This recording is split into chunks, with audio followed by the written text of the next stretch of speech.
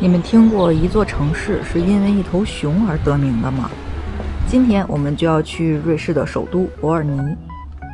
这里的老城区是世界文化遗产，有拱廊，有集市，还有真正的熊在这里安家。可能你会奇怪，为什么瑞士的首都不是经济强大的苏黎世或者国际化的日内瓦呢？其实是因为当年为了平衡德语区和法语区，瑞士人选择了规模更小、位置更中立的伯尔尼当首都。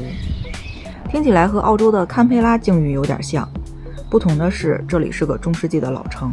那么在这座表面沉稳的城市里，我们能看到哪些小惊喜呢？我们到达伯尔尼的时间是一大早的清晨，街上全是行色匆匆的上班族。我们现在来到了一个我们这2天不停的经过了无数次的地方，瑞士的首都伯尔尼。在拱廊下转角，正好遇见了本地人的早市。我们觉得欧洲的早市是最能窥探本地人生活的窗口，这里也不例外。摊位上摆着一些很特别的东西。今天是星期六，我们正赶上了伯尔尼的一个集市，随便看一下。哇，吊床，好有特色呀！编织筐，这个筐43瑞。这也有卖那种油浸的小菜、面包、sausage， 好热闹的集市。这边这一部分基本都是卖蔬菜水果的。那边的草莓是6.5块一盒，一盒是500克，很香很香。我们走过去，那个草莓的香味儿就往鼻子里钻，但是确实也是很贵。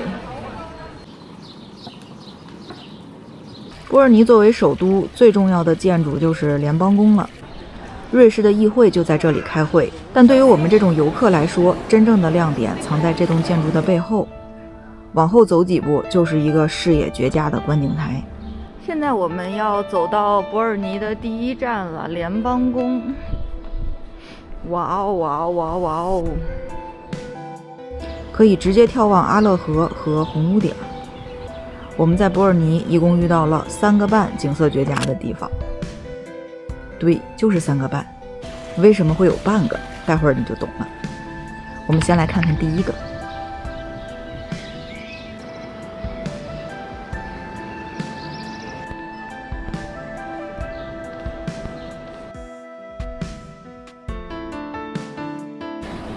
伯尔尼老城有很多半地下的店铺，是这里的一大特色。来，你要看一下这个。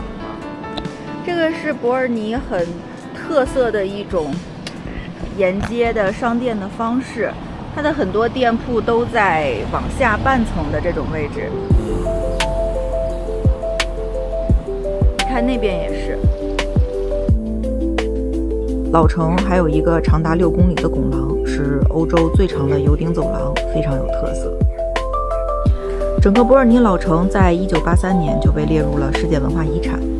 走在这里，你真的能感受到一股中世纪的味道。老城里最著名的地标之一就是齐特格洛克钟楼，它最早是13世纪的城门，后来加上了天文钟。到整点的时候，木偶还会转动，是游客在伯尔尼绝不能错过的瞬间。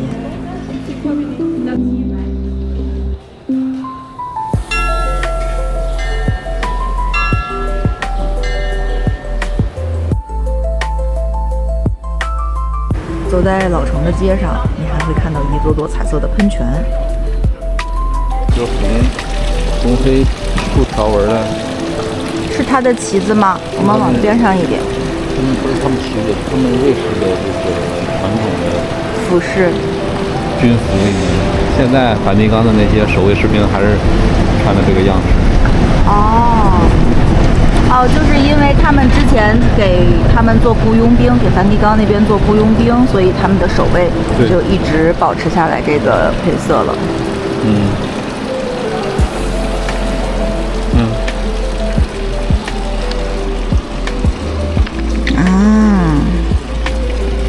但这啥色啊？这不一样啊！喷泉和钟楼一起，形成了伯尔尼街头的标志性画面。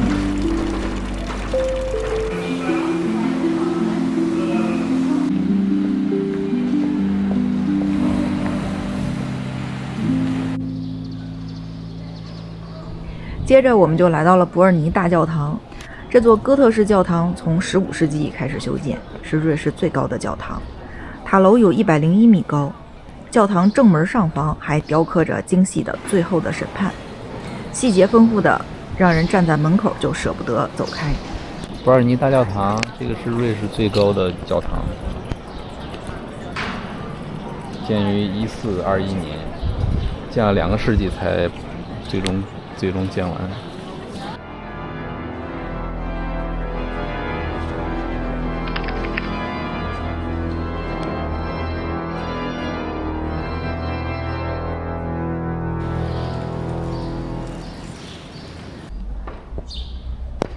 顺着老城的拉姆克街继续走，会路过一处很特别的地方——爱因斯坦故居。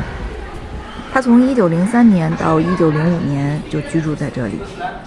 这里是爱因斯坦故居。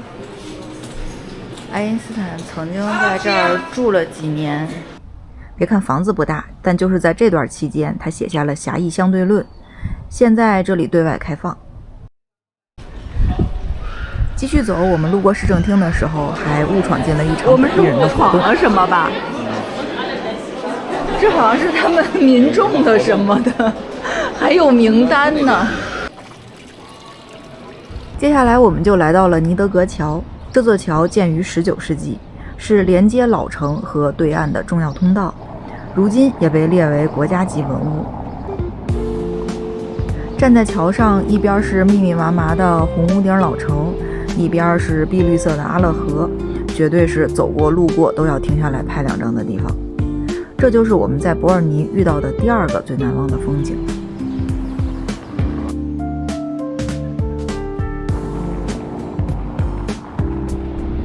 接着就是伯尔尼最有代表性的地方了——熊公园。你看对面那个旗子上是什么图案？熊吗？是。为啥是熊？伯尔尼的象征就是熊。哦。待会儿我们还会看见真正的熊。是吗？我们要去动物园。不是动物园，是它公园里边有熊。真的假的？真的，走，一起去看看。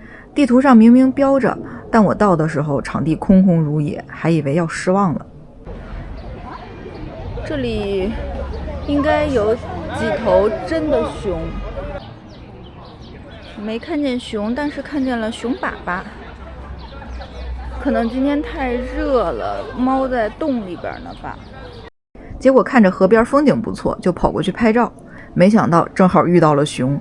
哦，原来熊在这儿，至少俩。怎么会在这儿呢？我以为这是人行步道呢。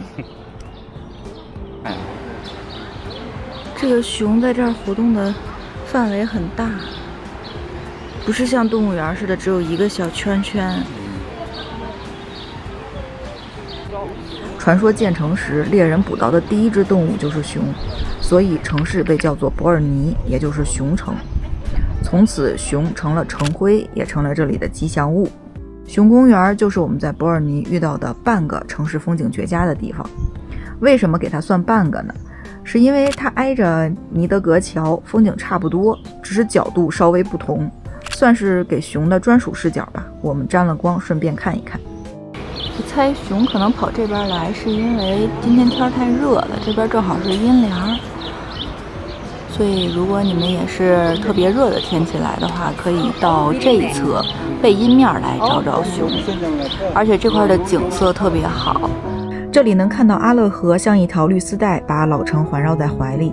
个人认为这里是整个伯尔尼风景最好的地方。从熊公园出来，沿着指路牌一路上山，就到了第3个风景最好的地方——玫瑰园。屋顶是一片温暖的小红色。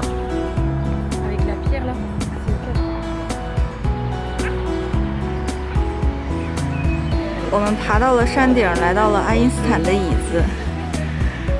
这个地方除了打卡以外，景色也是相当不错。你想象一下，100多年前的一个阳光明媚的上午，爱因斯坦坐在这个椅子上，看着伯尔尼的老城，陷入了深思。今天中午应该吃点什么呢？爱因斯坦合个影。到这里，我们的伯尔尼之行也接近尾声了。这一期也是瑞士旅行系列的最后一期。这个系列做了3个月，走过了采尔马特、因特拉肯、施皮茨、劳特布隆嫩、龙江、蒙特勒、卢塞恩、瑞吉山，还有苏黎世、圣加仑、莱茵瀑布、伯尔尼，甚至还顺带去了列支敦士登，地方实在太多了，说起来都像是报菜名。